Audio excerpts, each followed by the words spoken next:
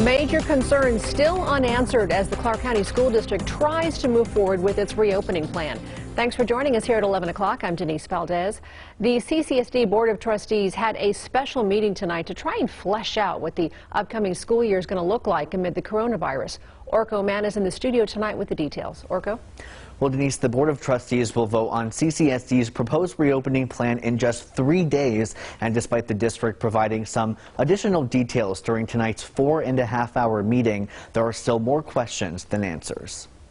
We're not really looking at the things that matter. Frustration mounts as CCSD inches closer to reopening. Trustees uncomfortable with the uncertainty and a vote on the proposed plan just days away. That if we don't have answers to these complex problems and real life puzzles of what it's going to look like when schools open, we can't make a decision like this. CCSD's proposal, which was unveiled last month, calls for a mix of in-person and online learning. Students would be divided into 3 cohorts, 2 following the blended model and the third only doing distance education, but it's still unclear what that'll look like. My fear is that we are not going to define that very well, and then people are going to not select that option. While the district says there will be a defined curriculum, some trustees are not confident. We're saying what it looks like in theory, but I think in practice is going to be not as good as we think. Trustees also question how much support will be given to special needs students, but administrators say they have a plan in place. Instruction will be based on each student's individualized education program.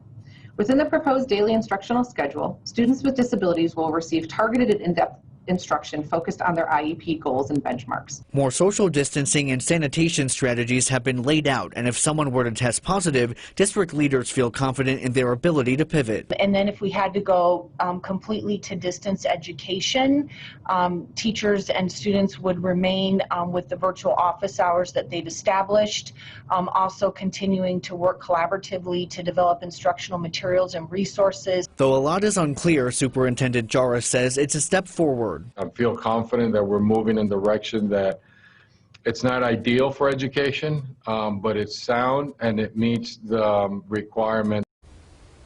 Now, there are many more details laid out in the plan, which you can read in its entirety on our website. Again, tonight's meeting was just a discussion. The Board of Trustees is scheduled to vote on the plan Thursday night.